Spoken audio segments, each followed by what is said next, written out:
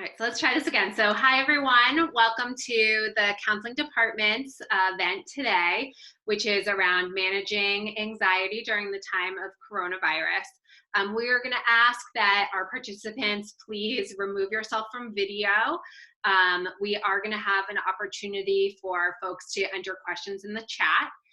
We're so glad that you could all join us today. We feel like this is an important topic for us to be discussing with our parent community, and we appreciate your time and participation in that. Thank you so much for coming. I'm Lindsay Rosenman. I'm one of the counselors here at the high school, and I'll let my colleagues also introduce themselves as well. Hi, I'm Marissa Anderson. I'm one of the social workers. Hi, I'm Hannah Rubio. I'm the other school social worker. So there's two of us in the building.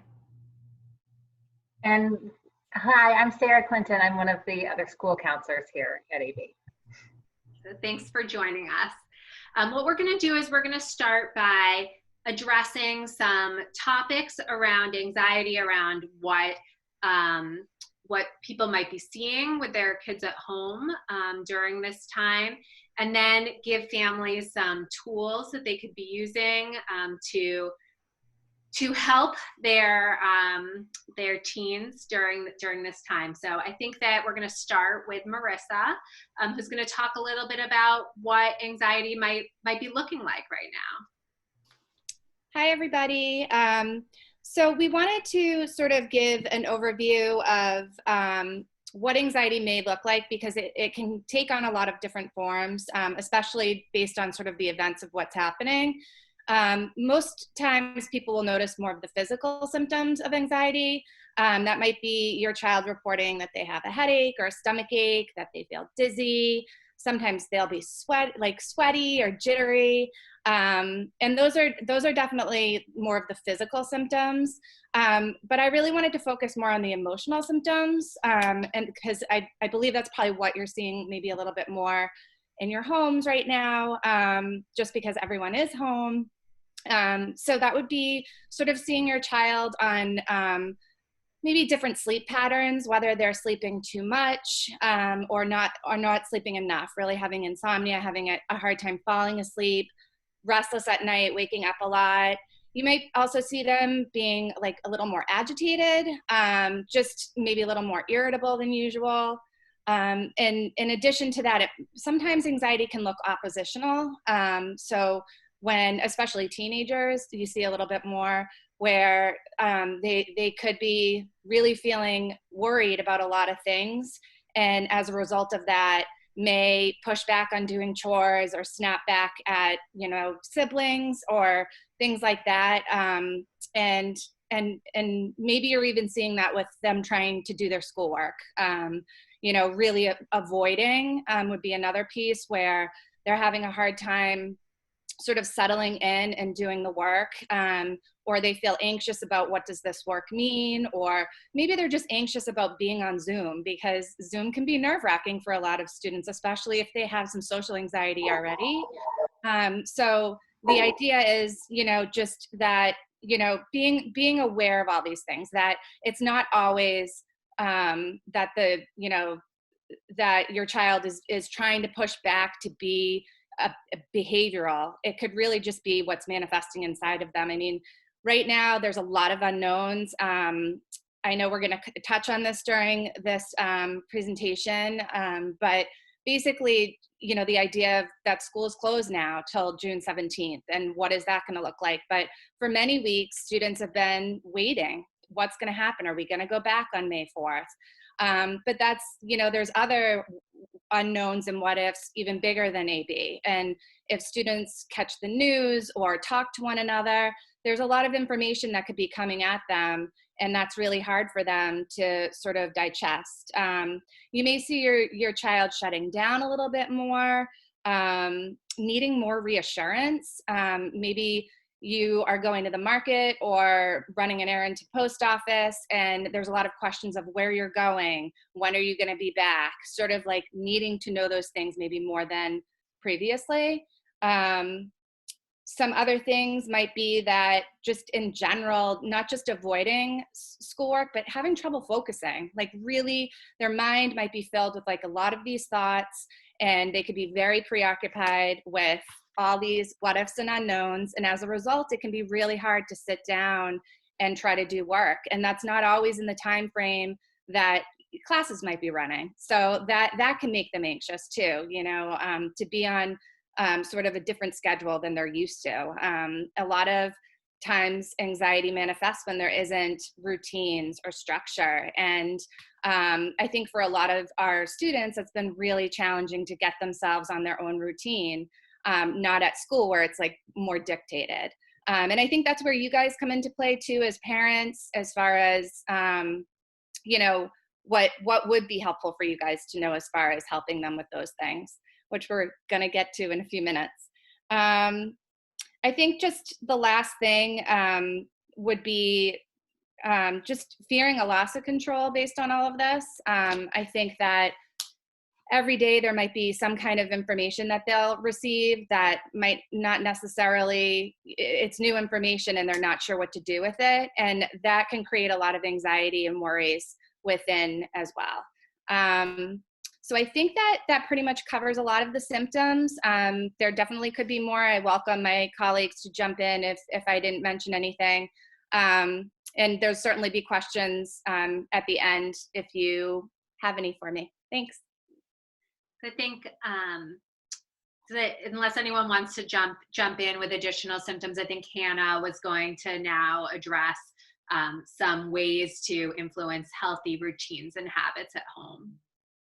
Yeah, so again, my name is Hannah Rubio, and I am one of the school social workers at AB in the high school. I think the message is that we want you to kind of feel like, here's some things to look for, and here's some things that are in your control, but you certainly aren't meant to be your child's social worker or therapist, or right, you're their parent. And so our message here is not to kind of take on everything, because you all have enough on your plates right now, I'm sure of that. I think really, what I wanted to focus on was just kind of how can you as a parent influence some healthy habits and routines, and also try to find a balance with your teen about how to provide them with some freedom to really kind of run with that and what that's going to look like. I think for anyone's, but especially for teens, and especially in the time we're in right now, getting enough sleep, having healthy eating habits, and getting physical exercise are really, really important. And that's not something that any of you haven't heard, or probably that your teens haven't heard. And I say this to teens all the time when I talk to them, like, this isn't rocket science. This isn't something that you've never heard before, but these are key ingredients to being healthy, to living a healthy lifestyle, to feeling healthy, both physically and mentally. And those are things that I think we need to consider, like, how are we fitting those in on a daily basis, and how are you helping your teens fit those in on a daily basis? Sleep, I think, being probably the big one. I know we got a few questions before this session started, and we had quite a few questions about sleep, like how do you get your kid to wake up at a certain time, or get enough sleep, or is it okay if they're waking up at different times? And what I would say to that is kind of how I started, which is allowing your teen to own some of this and to kind of partner with them to help them think about what a healthy habit is.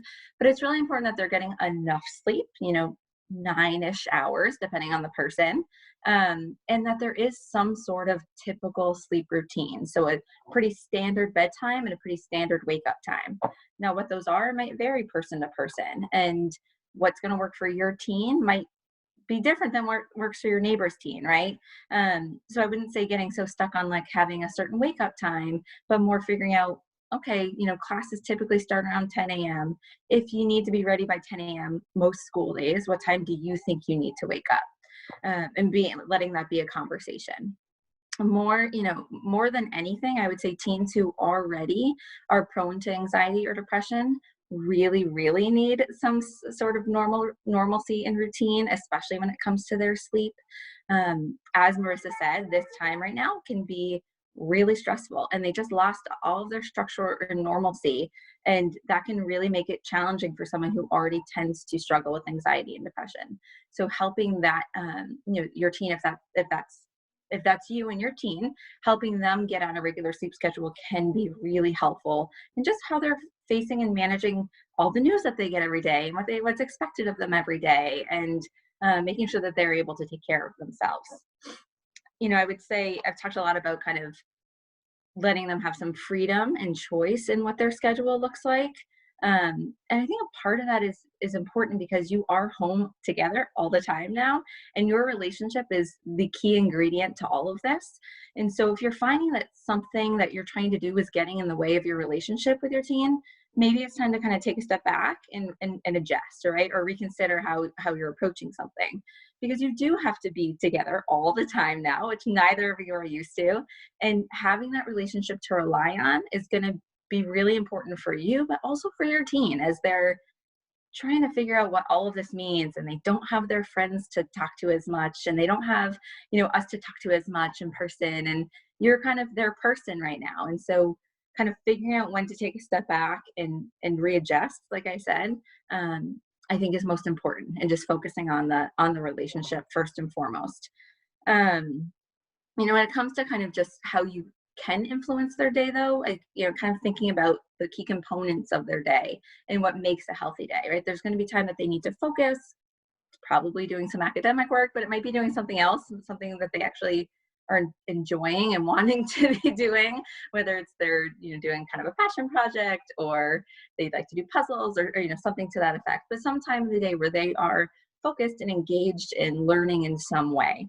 Time where they get to just like chill and play and relax, whatever way they do that allows them to be creative, have fun, laugh. Time where they have true downtime, where they're really not expected to be doing anything, just what they want, and they get to kind of shut off. Time to connect with people, whether that be you in person, which is you're the only right now the only people they get to really connect with in person, so that's really important. But also definitely with friends, and I think that's where kind of the flexibility and freedom comes in again, because I'm sure you've heard from people at school, if not from other people in your lives, to limit screen time and limit how much time they spend on social media, and limit how much time they're FaceTiming, and right now might be a time to kind of reconsider some of those restrictions and time limits, because that is their only time to really connect with others. That's the only way they can do that right now. So having a conversation around like why there might be a temporary change in some of their screen time limitations, and that it's for a purpose and for their benefit, but kind of talking that out with them, like how are they connecting with friends, and how are they making sure they feel connected to people at school and outside of their house, really in general. There's the time for them to exercise or do something physical, whether that's getting out for a walk, doing yoga, just like having fun and jumping on a trampoline. Really, but it's not time to use their body, get those endorphins going, get some of that energy out. Being stuck inside all day you can feel really pent up, and then obviously time to sleep, right? So kind of those are some key components that should be in their day every day. But what that looks like could really change day to day or person to person. And so that's where it's kind of figuring out uniquely with your child what's going to work for them. So I'm going to kind of pass it on to Sarah, because I know she has more to talk about that's kind of along the same lines. But we will definitely be able to answer more questions. And there might be times where you're, something I said, you're like, okay, but how would I actually get my team to do that? We can try to adjust some of it here, and then never hesitate to reach out to your school counselor, your student's counselor, or to Marissa or I. We're happy to definitely work with parents independently and individually right now too. Thanks. So Sarah, you're is gonna speak a little bit to the parenting piece and the social connections piece as well. Yes, absolutely. I have a couple of teenagers myself at home right now, so I feel like I'm in the thick of it, and have had lots of experience with things that have worked and things that have not worked so well. So I appreciate that this is new for all of us, and we're all trying to do the best that we can every day. But a few things to keep in mind as we are trying to parent in this time of unknown. I think first, we really want to make sure that we're taking care of ourselves and really checking in with our own reactions and our own responses to all of this. If you're feeling anxious, it's possible that you're projecting that anxiety and your kids are picking up on it. So we really, before we're trying to intervene and before we're trying to sort of convince them to do something different, we want to make sure that we're aware of our own reactions and really acknowledging our own feelings around all of this, and really finding ways to feel the feeling, acknowledge the feeling, learn from the feeling, and try to manage that feeling as best as we can. That's a really important piece. I think the second important piece to think about is really trying to be the calm for your kids.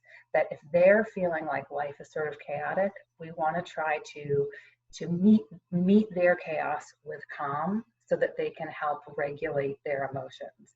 And that sounds really easy, but I think it's something that we forget all the time.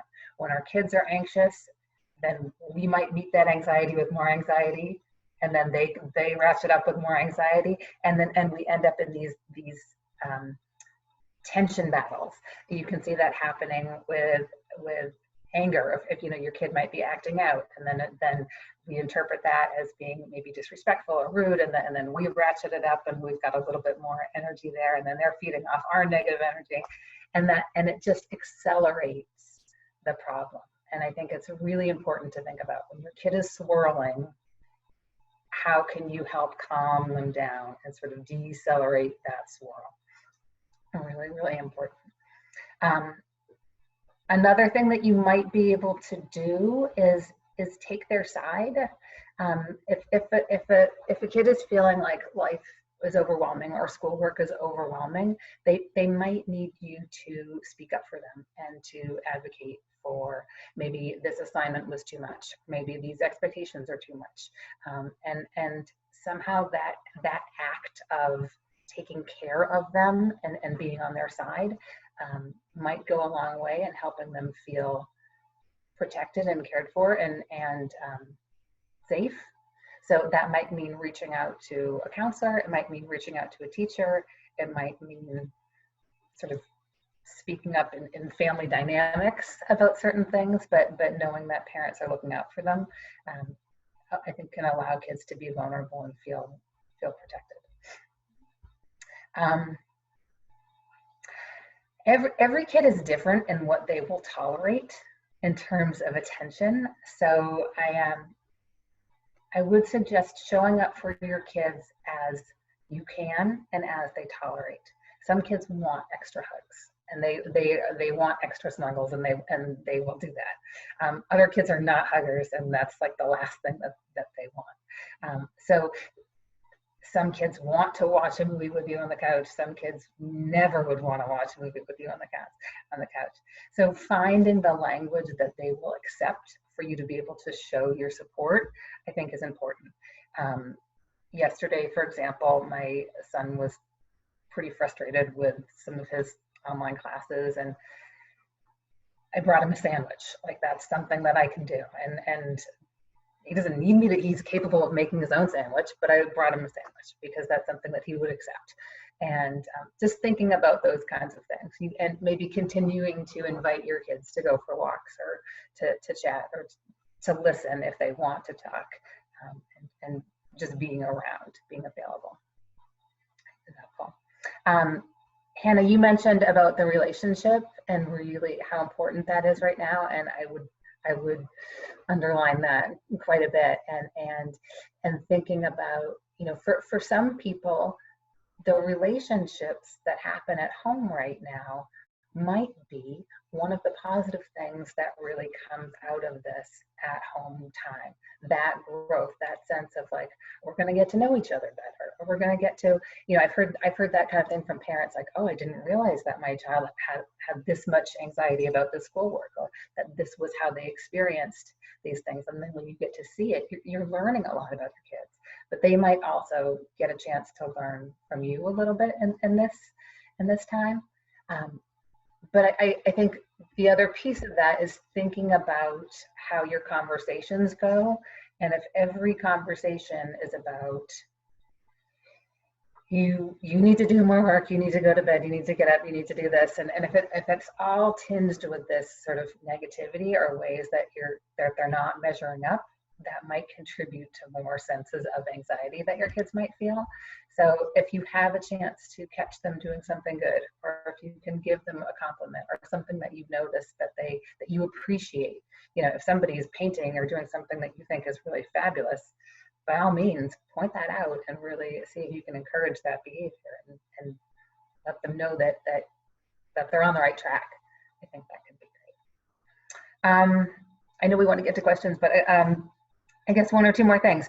If you can try to avoid comparison during this time, I know it's something that we recommend all the time in terms of grades or college or activities and whatnot. But I think during this time too, we want to try to avoid a sense of what other families are doing, what other kids are doing. I mean, there might be some kids that are making masks and some kids that are delivering food and some kids that's just not their nature or their interest. But that doesn't mean that they're not great people. So I think we want to think about what's happening in your house with your family, with your kids, and with your unique dynamics and their unique personalities.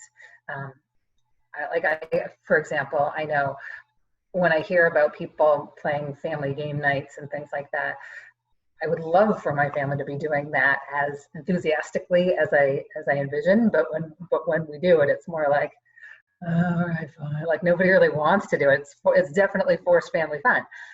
But if you ask my kids to do chores, they're usually doing them pretty willingly. So you might see everybody doing a project outside or doing yard work, and they're doing that happily. Game nights, not so much, but raking, they're fine with. So it's you just want to be honest about where your kids are at and what the dynamics are in your family. And lastly, I would say if there's anything that you can do, sources of wisdom that you might find that help sustain you as a parent and as an adult through this time. I know that's really been helpful for me to put my headphones in and go for a walk and listen to a podcast and just get some other sense of perspective about being a person, about being a parent, about understanding what's happening right now. Those little bits of wisdom that I'm gaining are certainly helping me feel grounded. And my kids have already noticed that I start most conversations with I was listening to this podcast, and so I think that they may not love that idea, but it's helping. It's helping to hear these sort of collective, universal thoughts from people around the country. Great, thank you so much, Sarah. So at this point, we had some questions come in advance, and then we're also going to encourage you to put additional questions that you have in the chat. I believe we have it set up so that folks can enter questions into the chat right now, and we'll be able to see them as hosts. And so while people are doing that, we can start with some of the questions that we had come in advance.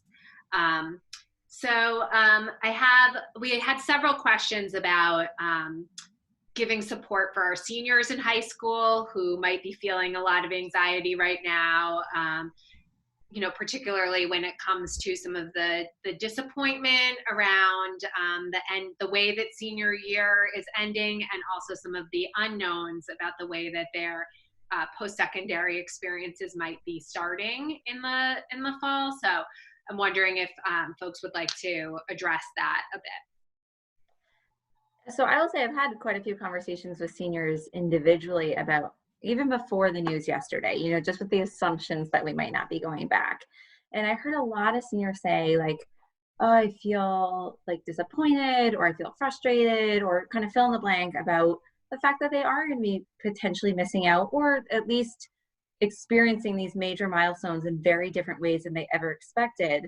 And then following that up with but I know I shouldn't, or I feel guilty for feeling that way, or I know other people have it worse. And really what I've been saying to the students I've been able to speak to directly about this is, you're allowed to feel disappointed about this, and you're allowed to be totally bummed about it. And at the same time, recognize, there are things bigger than this happening in the world, and there are, other kind of things to consider, and some of this is out of our control. And so we we can't do a whole lot about it, but it's okay to sit with that emotion of, I'm really disappointed about this, and to just be okay with that. That's how you feel about it, that we don't have to add judgment to that, because it certainly doesn't change our disappointment. If anything, it just makes us feel worse about feeling that way. And feelings are feelings. We don't have a whole lot of control about them. So I've been really just encouraging, the students I've been able to talk to say, yeah, I'm allowed to be disappointed. This does stink. And yes, and it is out of my control, and I will be okay. And I think that is the message as parents you can give too, is listen and just hear what they have to say and hear where they're at. Let them feel that way. And then show them that you are, very hopeful for them, and feel that that they are going to have the resources to be able to get through this, even though it stinks. And I'll let you add on, Marissa and Sarah. I had a student that shared that they were making blankets for their friends or something like that as graduation gifts.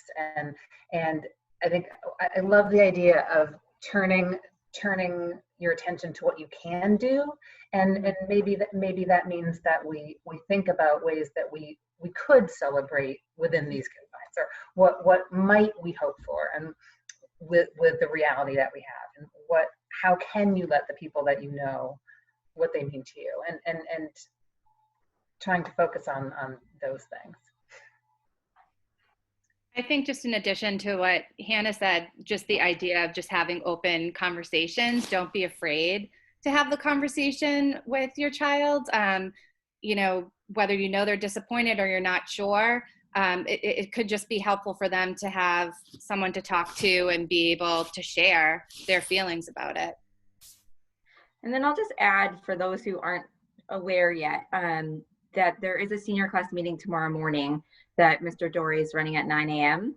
So, I know he plans to kind of address some of kind of where they're at with what they're thinking in terms of, what we feel like is capable from a school perspective, we're capable of. But I happen to also run student council here. So I had our meeting with the student council leaders yesterday, and know they have solicited feedback from seniors that they're going to be sharing with Mr. Dory before the senior class meeting tomorrow. So senior voice is definitely going to be heard and considered. And I've spoken directly to Mr. Dory about this. I know he is really willing to think outside the box and try anything that will feel like we can celebrate, their accomplishment however we can. And I think just telling them, reminding them of that message. And I hope they'll go on to the call tomorrow morning and hear that from him. Thank you. We had some questions around teens kind of having some difficulty getting all of their schoolwork done and feeling stressed about that. And just wondering about ways that they could support their teen in that. And one suggestion I'm giving to my students on my caseload, and other people can jump in around the amount of schoolwork, is that teachers are doing their best job to figure out what 30 minutes per class looks like per day. But that might not always be accurate. And so I'm definitely encouraging students to give their teachers feedback around how long assignments are taking, because teachers can do their best guess, but it might end up taking a lot longer than the amount of time that it should be. So that's sort of one recommendation that I have around kind of that managing the schoolwork piece. But others, please chime in. I'll add on top of that, teachers are trying to figure out how long it's going to take, right? It's going to take each student a different amount of time, because we all have different skills and we all work at different speeds. And so, I think for kind of like a typical student, they kind of know how quickly they can get through certain material. And if something's way off base, I would encourage them, like Lindsay said, to reach out to the teacher and say, listen, this was taking me way longer, so I had to stop. We're not expecting students to be doing full school days worth of work. But But then there's obviously always the student who has something else that they're trying to manage in their learning that I would hope already have some support at school and are using those supports at school, whether it be their counselor, school social worker, academic support center teacher, or a learning center teacher. All of us are still working, and use us because we're still here for your student and for you, to try to figure out how to manage this when it's much more independent right now, and that's tricky for a lot of students. And so I would say, know your child, encourage your child to kind of reflect on themselves, like what's feeling like it's working and what's not, and then use your school supports to figure out how to make it feel better. Oh, sorry, Sarah. Yeah. I would quickly add that I think how people are doing work might influence their focus too. So thinking about, like, are you trying to work and chat with your friends at the same time? Do you have 3 windows open on your computer? Are you going back and forth between tasks? And obviously that's good time management skill practice, but I think even it's hard right now to focus. I think a lot of people are going back and forth between multiple things, but as much as they can they focus on one task for a certain amount of time and maybe put a timer on it? Something that we've talked about as a counseling department, and I've spoken to with kids as well, is kind of thinking about the school day from 10 to 2. Now that is our schedule, when we can have synchronous learning or when classes kind of can meet, thinking about that being your school day. And for some students, just so you know, they're not going to need all 4 hours every day. They either don't have a class some of those times, or they were able to get through their work at a different point in time. So not feeling like you need to have your student or your child working from 10 to 2 every day. But if they can kind of look at that at least time window of when they're going to have it be more of that focus time I was talking about, to Sarah's point, it can help kind of give their day structure, but also allow them to know, like, okay, at 2, I can kind of shut down from this, and that's when I can chat with my friends, or, go and play this game I wanted to play. And that's not to say you can't take breaks in the 10 to 2. No one wants to sit for 4 hours straight and work, but, kind of giving some actual time frame to when you're getting the work done, or that focus time in. Yeah. I think also just the idea of everyone's home right now for the most part. So homes can be really full, and there could be lots of activity going on during the day based on how old kids are in the family and parents doing their jobs.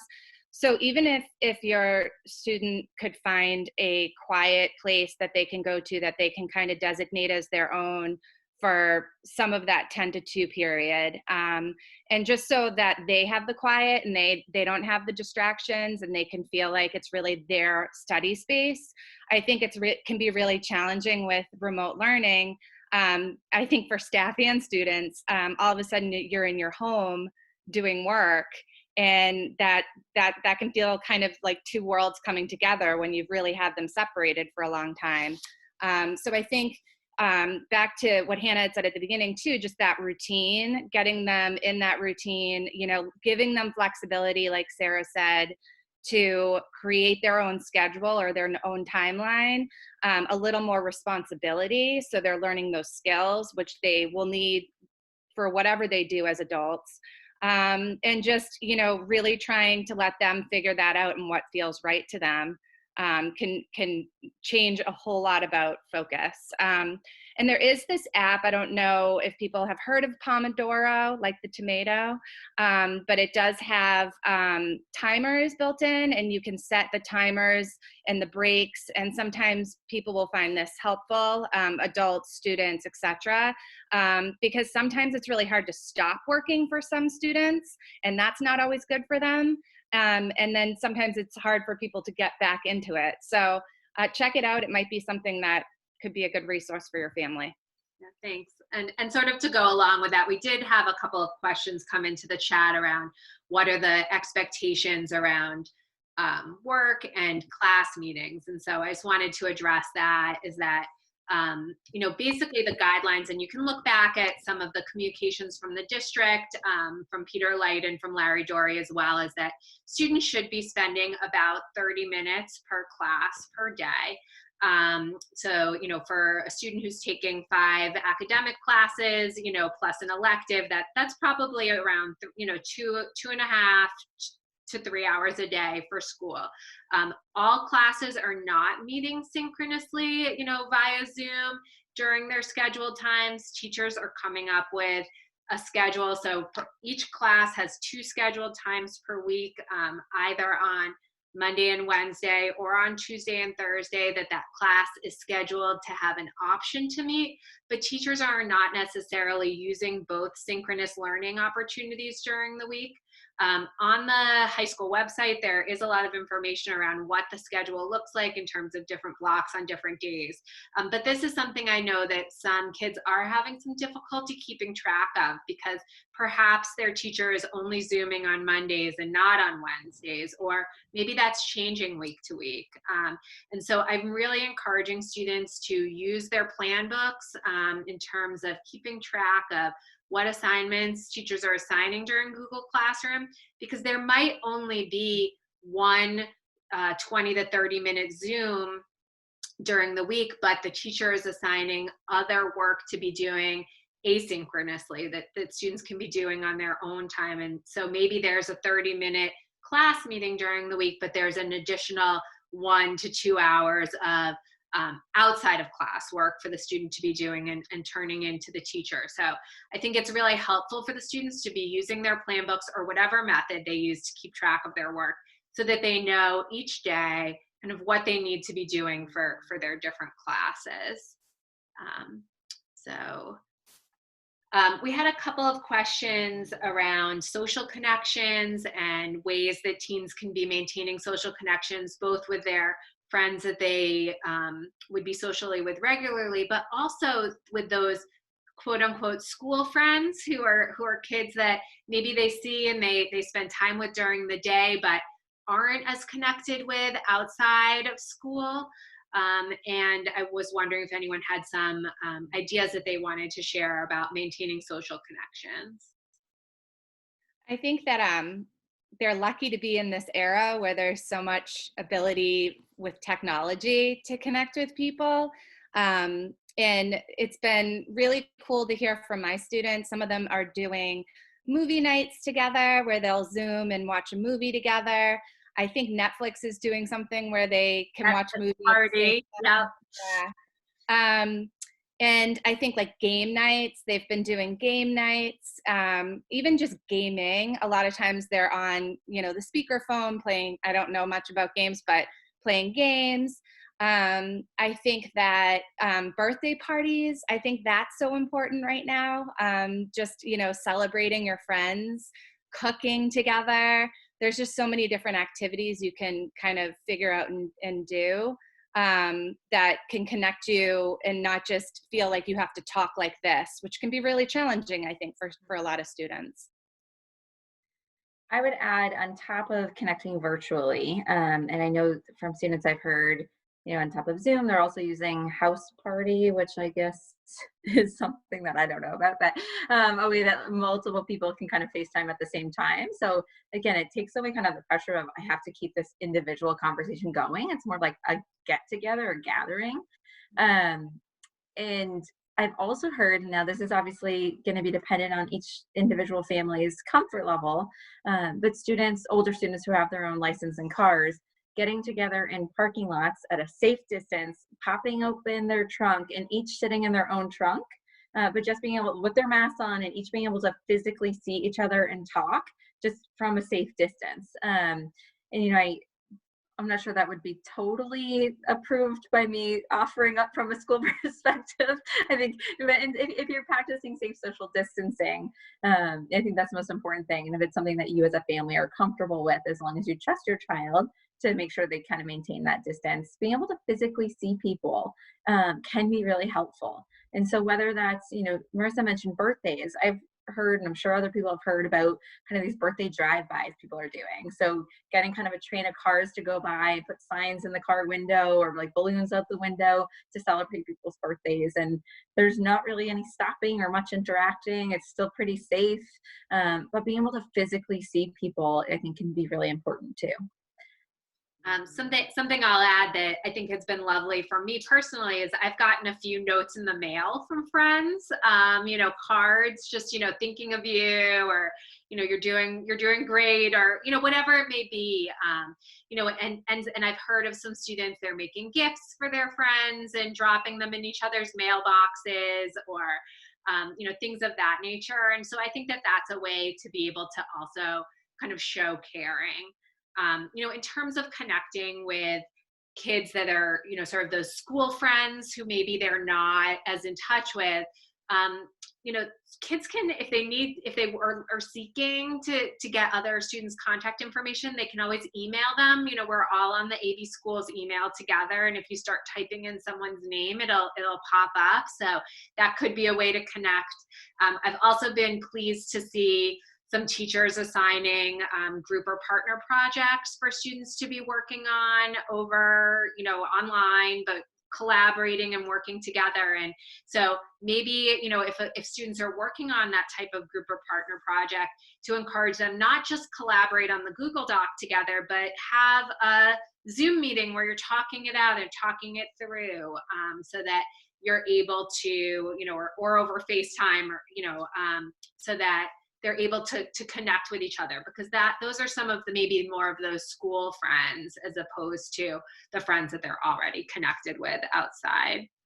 I'll add to that very briefly, just that even just getting on the Zoom classrooms, I've heard from students, it's been really helpful to feel like they're staying engaged in school, but also to see people, to see their classmates that might not be those people that they're reaching out to on their own, but they're used to seeing regularly. And so I would say that's just another benefit of them engaging in their kind of academic activities regularly. And to piggyback on that, I think there were students that might be a little bit more shy or a little bit more introverted. Sometimes some social media interaction can feel a little bit like a safer way to wade into some of those interactions. If there are more class pages open on Facebook or Instagram or whatnot, and if you offer a comment or a compliment to somebody's post or something like that, it's still a way to start that kind of conversation back and forth, and to feel like you are interacting a little bit.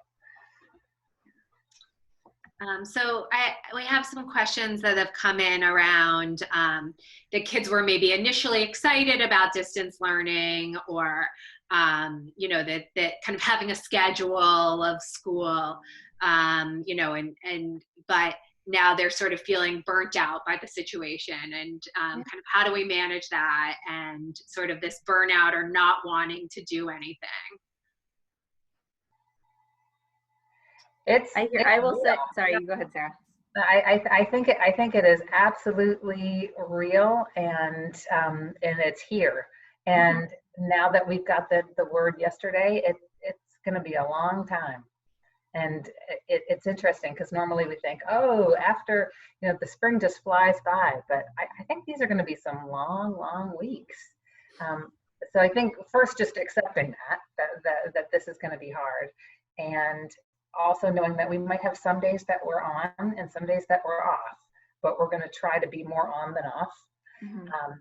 And try to keep things as much in balance as possible, which I think goes back to Hannah's comments about schedule, and how do you find a routine that feels like this helps me get up every day. These are the things that I do every day that make me feel like I'm myself, and trying to find some wiggle room with the expectations there. And maybe it means that you don't do everything 100%, but maybe you're doing everything 70%, and maybe that's going to be okay.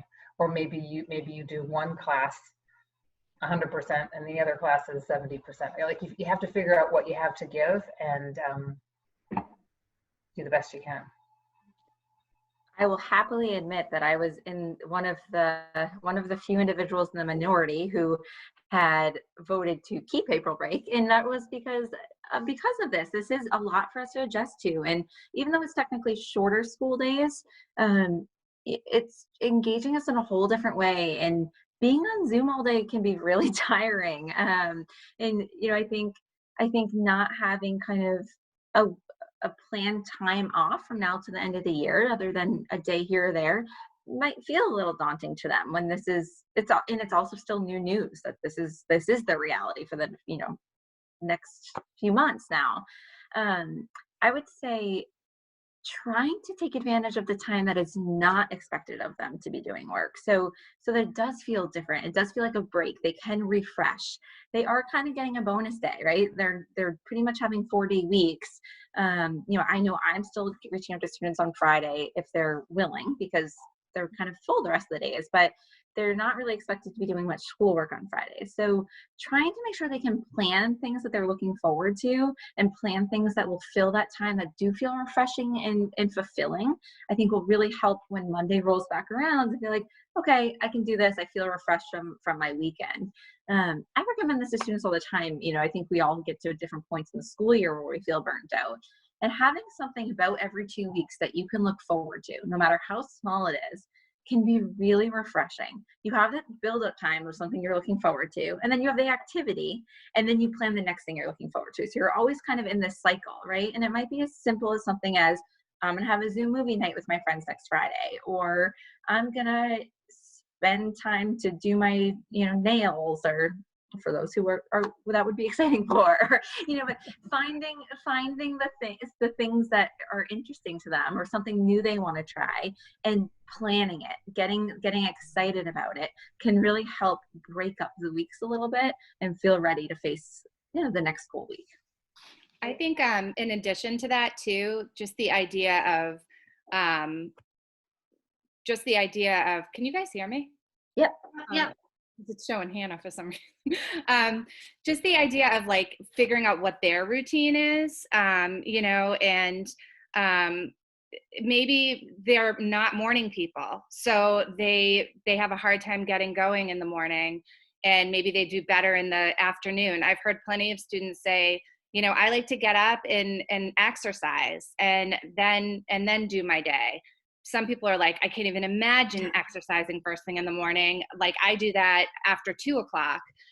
So I think like letting your child kind of figure out according to them what might feel best, because maybe what they've been doing has felt like it's been burning them out because they're not working at maybe their peak times. So asking them about their schedule, what would be great, like what would be good, would they want to exercise in the morning with you, would they, whatever it might be. I think that can go a long way too. And just as with anything else, it's, everything's in moderation, and everything it's okay to change. It doesn't have to stay the same all the time, and finding that flexibility of them to own some of that, but also for them to figure out this day might not feel as good as that day. And then just kind of working with that on their own with your support. And I just want to add that motivation doesn't just need to be about schoolwork, that I love hearing about all of the things that, that some of the students I'm working with have been able to pursue because they have more flexibility and free time, that, that they've had maybe more time than they've ever had before. So maybe they're learning how to cook and experimenting with recipes, or they're able to work on their art, or they're able to go running and train, in that way. That motivation doesn't need to just be about school, that it could be about other goals that you're setting. And so if it's your goal to learn how to knit, or to read a series of books, or to binge watch The Office, then that's kind of okay, that's what you're motivated for, that motivation doesn't just need to be about schoolwork.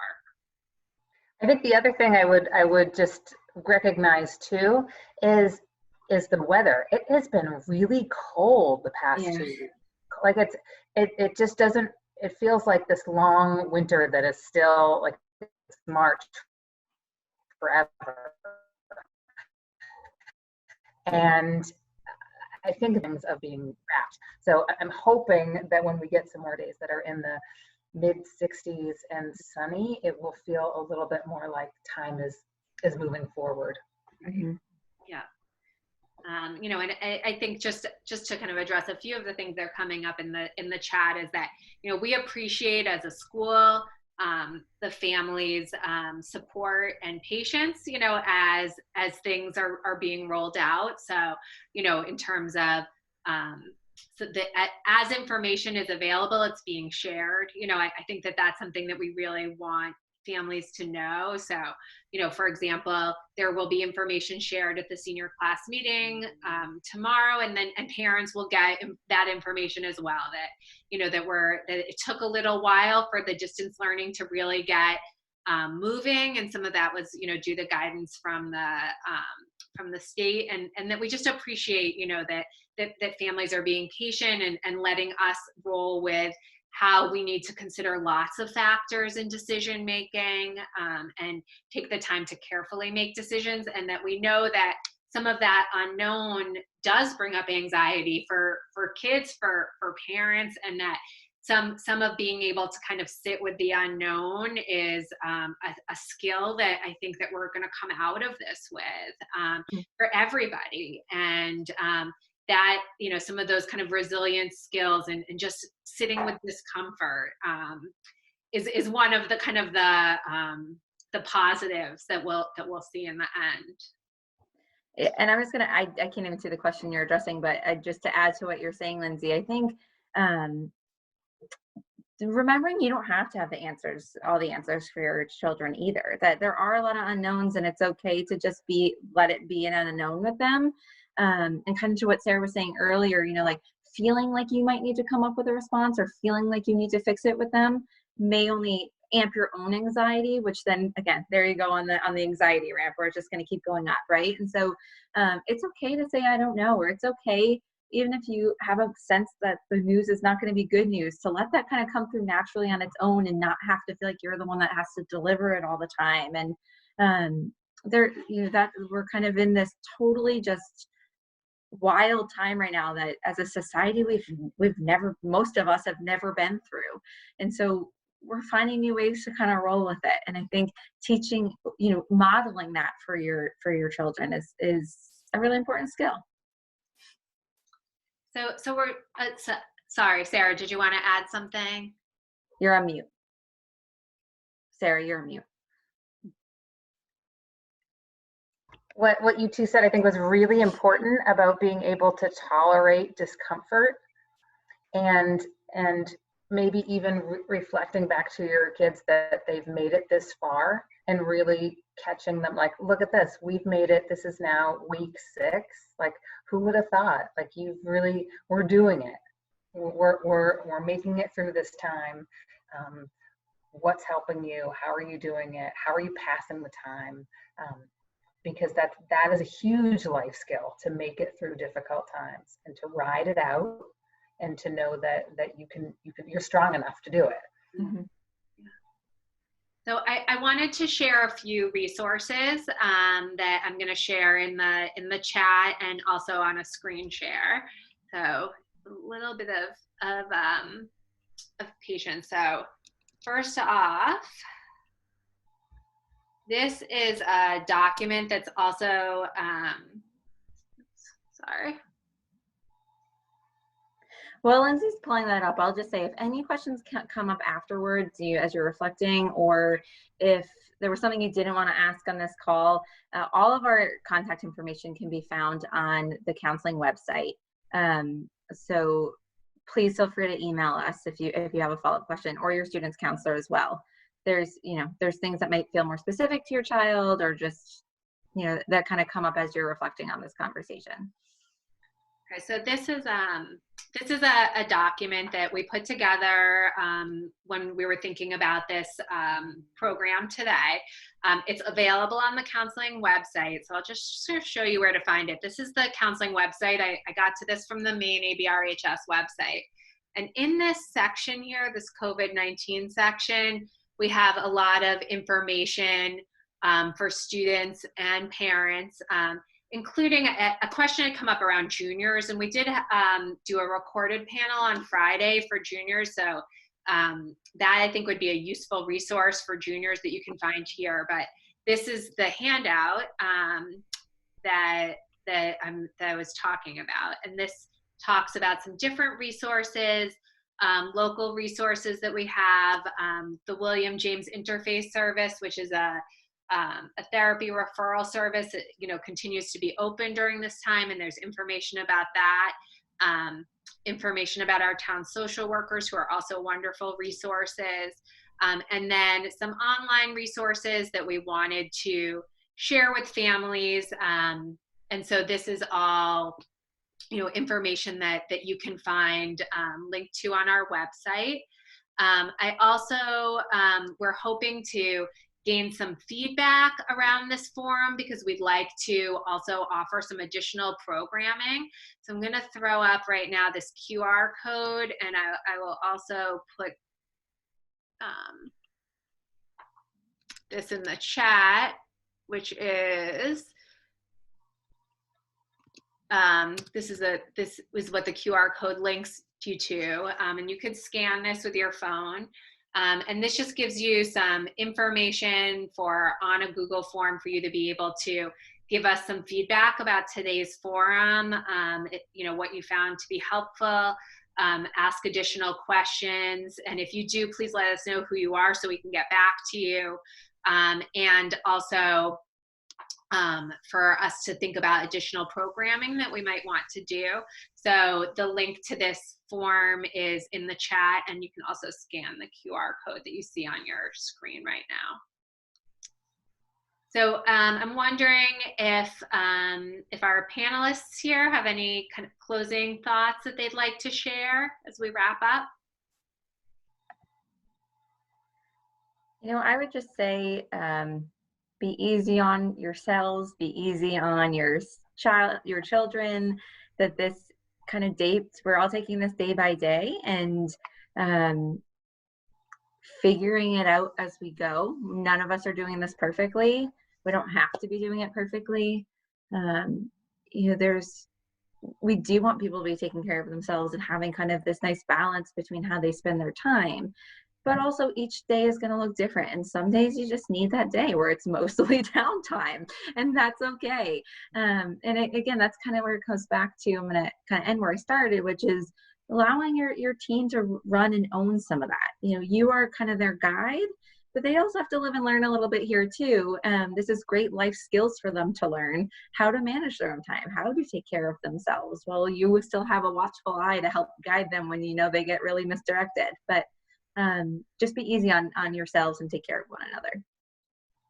I think to add to, like, you guys are doing the best that you can. Everyone's hands are really full right now.